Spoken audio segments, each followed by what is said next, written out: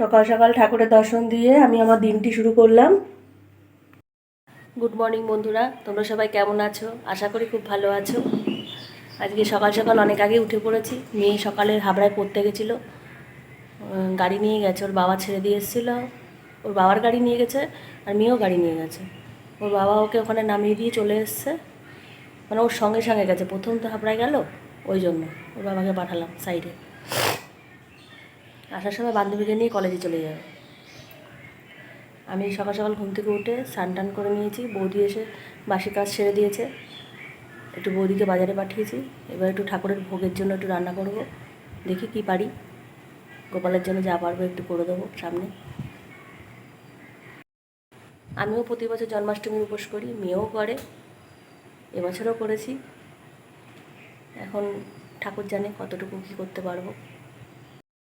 আজকে আবার মন্দিরে জন্মাষ্টমীর উপলক্ষে পুজো আছে, আমার গোপাল সোনাও যাবে ওখানে। তো একটু খিচুড়ি ভোগ রান্না করতে হবে, বাড়িতে আমার বাড়িতেই করব। মন্দিরে কয়েকজন এখানে আসবে আমার সঙ্গে সহযোগিতা করতে, যেহেতু আমার হাতের ব্যথাটা বেড়েছে ওই জন্য। আর বাকি সব বিনাদি ডলিদি ওরা করবে, গোছান গাছান রীতাদি অঞ্জলি মিলে করবে। আর আমরা সবাই মধুমিতাদি, সুজাতা, টুম্পা, আমরা সবাই খিচুড়ি করব। এই দিয়ে আমাদের আজকে ভোগ জন্মাষ্টমীর হবে পুজো।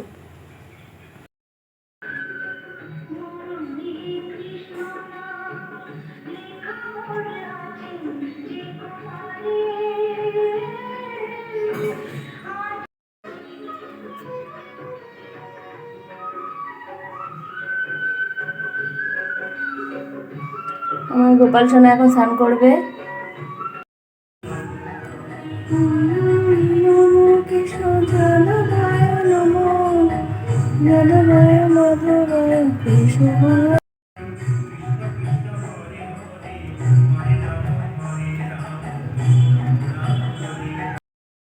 এইভাবে তার প্রিয়তম শ্রীকৃষ্ণ সম্বন্ধে জিজ্ঞাসা করলেন, তখন উদ্ধবের মনে ভগবানের স্মৃতি জেগে উঠল এবং ভাবের আতিশয্যে হৃদয় ভরে যাওয়াতে তিনি কোনো কথা বলতে সমর্থ হলেন না।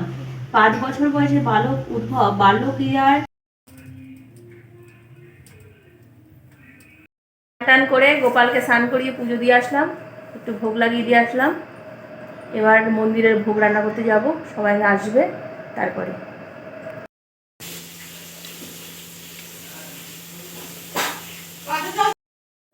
পুজো কমপ্লিট হয়ে গেছে আমার বাড়িতে, ভোগটোগ করে দিয়েছি। এবার মন্দিরের ভোগ ওরাও আসলো, মন্দির থেকে মাতৃমণ্ডলী আসলো সবাই, এসে আমরা সবাই একসঙ্গে খিচুড়ি করলাম, কিন্তু আমি ভিডিও করতে পারিনি। যাই হোক, এখন আমি গোপালকে নিয়ে মন্দিরে যাব, তারপরে ভ্যান নিয়ে ভোগের খিচুড়ি ওখানে নিয়ে যাবে।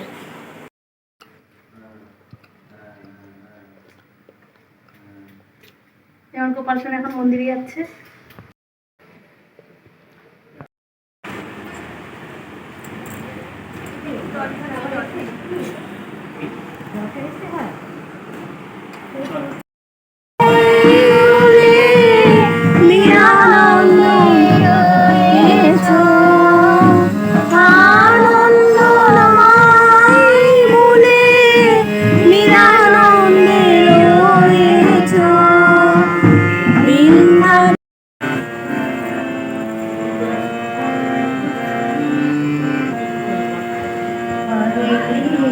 হরে কৃষ্ণ কৃষ্ণ কৃষ্ণ হরে হরে রাম রাম হরে গুরু শঙ্কর শিব শম্ভু।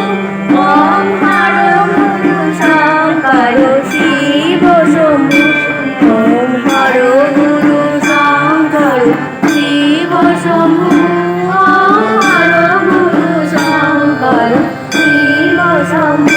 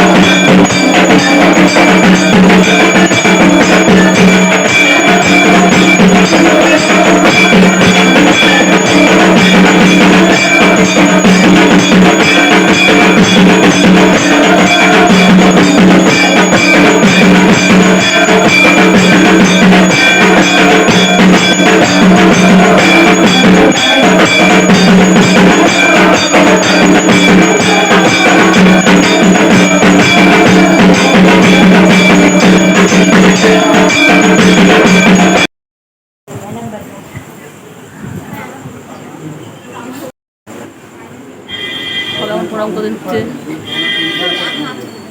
সবাই আছে,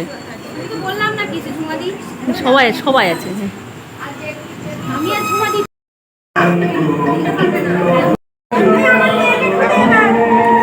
না, ভোগ দর্শনে দুর্ভোগ কাটে।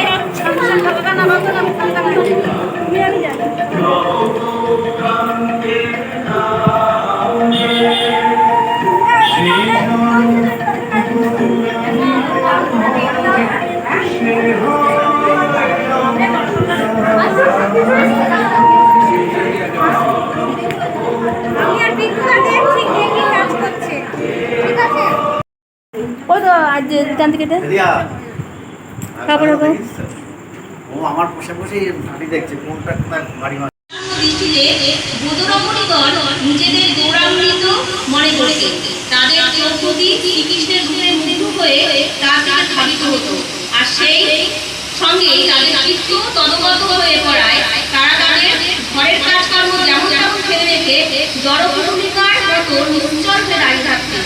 চরাচর দৃশ্য ও প্রকৃতি প্রভু যখন তারই শান্তমূর্তি সাধকগণকে নিজ গৌর রূপে অসুরদের দ্বারা নিগৃহীত এই রূপ নির্মাণে তাদের পরম পরিপূর্ণতা লাভ করেছে, তার প্রেমপূর্ণ হাস্য হয়ে পড়েছে।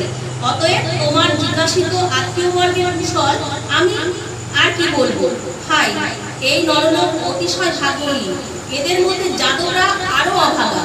মাছেরা যেমন জলে বাস করেও ক্ষীর সমুদ্রস্থ চন্দ্রকেও কোনো কমনীয় জলচর মনে করে সেটিকে অমৃতময় বলে বুঝতে পারে না, তেমনি এই যাদবরাও সর্বদা ভগবান শ্রীকৃষ্ণের সাথে একই সঙ্গে থেকেও তাকে চিনতে পারে না। যাদবগণ মানুষের মনের ভাব বেশ বুঝতে পারতেন এবং খুবই নিপুণ, অর্থাৎ সর্ববিষয়ে সূক্ষ্ম বুদ্ধি সম্পন্ন শ্রীকৃষ্ণকে নিয়ে একই সাথে ক্রীড়া কৌতুকাদি করেছে। তবুও সর্বশ্রয় সর্বান্তর্যামী শ্রীকৃষ্ণকে শুধুমাত্র একজন যাদব শ্রেষ্ঠ তীব্র ও ভক্তিযোগে সেই হৃদয় মগ্ন হয়ে আনন্দ সাগরে ডুবে গেছে। তার সর্বাঙ্গ রোমাঞ্চিত হয়ে উঠল, মুদিত নয়ন প্রেমাশ্রু ধারায় ভেসে উঠল। উদ্ধবকে এইভাবে প্রেম সাগরে নিমজ্জিত দেখে বিদুর তাকে সার্থক জন্ম মনে করলেন। পরে উদ্ধব যখন ভগবদ্নুভূতি সেই অলৌকিক লোক থেকে আবার ধীরে ধীরে লৌকিক জগতে ফিরে এলেন, তখন তিনি চক্ষু মার্জনা করে লীলাময় লীলাস্মরণে আশ্চর্যবোধে আবিষ্ট হয়ে প্রীত মনে বিদুরকে বলতে লাগলেন। উদ্ধব বললেন, হে বিদুর, শ্রীকৃষ্ণ রূপ সূর্য অস্তমিত হওয়াতে আমাদের তীব্র ভক্তিযোগে সেই হৃদয় মগ্ন হয়ে আনন্দ সাগরে ডুবে গেছে। তার সর্বাঙ্গ রোমাঞ্চিত হয়ে উঠল, মুদিত নয়ন প্রেমাশ্রু ধারায় ভেসে উঠল। উদ্ধবকে এইভাবে প্রেম সাগরে নিমজ্জিত দেখে বিদুর তাকে সার্থক জন্ম মনে করলেন। পরে উদ্ধব যখন ভগবদ্নুভূতি সেই অলৌকিক লোক থেকে আবার ধীরে ধীরে লৌকিক জগতে ফিরে এলেন, তখন তিনি চক্ষু মার্জনা করে লীলাময় লীলাস্মরণে আশ্চর্যবোধে আবিষ্ট হয়ে প্রীত মনে বিদুরকে বলতে লাগলেন। উদ্ধব বললেন, হে বিদুর, শ্রীকৃষ্ণ রূপ সূর্য অস্তমিত হওয়াতে আমাদের মন্দির থেকে এই বাড়ি আসলাম, এসে বিছনায় শুয়ে পড়েছি, আর শরীর দিচ্ছে না। মেয়েও ওদিকে শুয়ে পড়েছে, আমিও শুয়ে পড়েছি। এবার বাবাকে খেতে দিতে যাব। জন্মাষ্টমীর সব কাজ কমপ্লিট হলো। ভেবেছিলাম একটু ইস্কন মন্দিরে যাবো, কিন্তু যেতে পারিনি, কারণ এখন 9:30 বাজে। এখন গেলে আর কখন আসবো? ওই রাস্তা দিয়ে একা একা আসা চাপের হয়ে যাবে, তাই জন্য যাইনি। আমার ফোন হ্যাং করছে।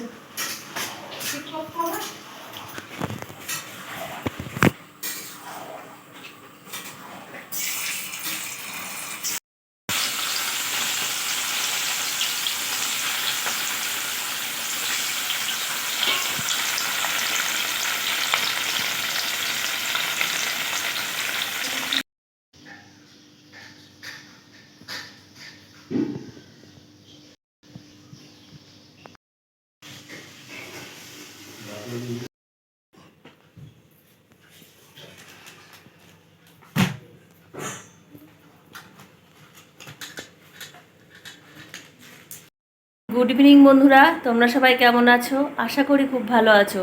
আজ জন্মাষ্টমী দিনের পরের দিন, আমি সকাল থেকে কোনো ভিডিও করতে পারিনি, কারণ আসলে জন্মাষ্টমীর দিন তো উপোস করে মন্দির নিয়ে আমার সমস্ত কাজকর্ম দিয়ে রাত হয়ে গেছিলো। আমি রাতে এসে আর ভিডিও করতে পারিনি। পরের দিন আমার আবার কম্বো ছাড়া ছিল অফার, বাসন্তী পোলাও চিকেন কষা। তা 17 প্লেট আমাকে রেডি করতে হয়েছিল দুপুরবেলায়, সবাই 1:30টার মধ্যে খাবে। ওই জন্য সকাল থেকে আমি তোমাদের সামনে আর আসতে পারিনি। তাও একটু ভিডিও তুলে রেখেছিল মেয়ে, তোমাদের সামনে তুলে ধরেছি। এখন সন্ধেবেলা সন্ধে দিয়ে এসে এই যে চা নিয়ে বসলাম, বাবাকে চা দিয়ে আসলাম। এবার একটু মার ওখানে যাব, একটু কাজ আছে, তারপরে বাড়ি আসবো। আজকে মন্দিরের কোনো কাজ নেই, মন্দিরে বাসন টাসন মেজে রাত্রিবেলায় ওরা রেখে দিয়েছিল। আমি চলে এসেছিলাম কারণ আমার মেয়ে উপোস করেছিল, ওই জন্য মেয়েকে নিয়ে তাড়াতাড়ি চলে আসতে হয়েছে। ওরা সমস্ত কাজকর্ম করে রেখে দিয়েছে। এই যে রেডি হয়ে নিয়েছি, মেয়েও রেডি হচ্ছে। এবার মার ওখানে যাবো, চলো।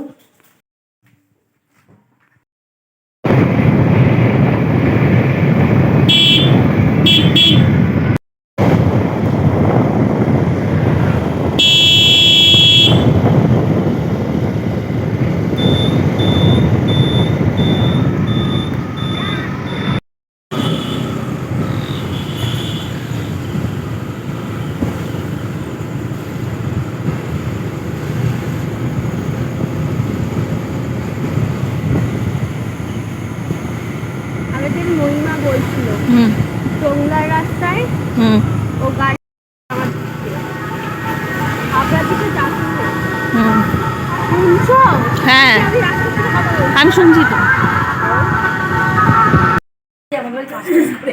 এতগুলো নিয়ে দেখে এ দেখো ক্ষমা দি না, বলছে দেখাশোনা করে তাই মাসি জানে কি মাসি? বটুয়া মাসি। আচ্ছা, এটা আমাদের দিদি। এই মার বাড়ি থেকে এই বাড়ি আসলাম, এবার বাবাকে খেতে দেবো, রুটি করব, তারপরে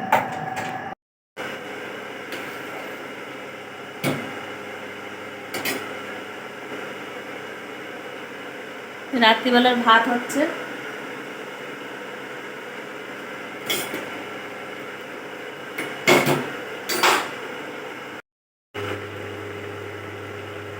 ভিডিওটা এই পর্যন্ত থাকলো। সবাই ভালো থেকো, সুস্থ থেকো, দেখা হচ্ছে নতুন একটা ব্লগের সামনে। টাটা।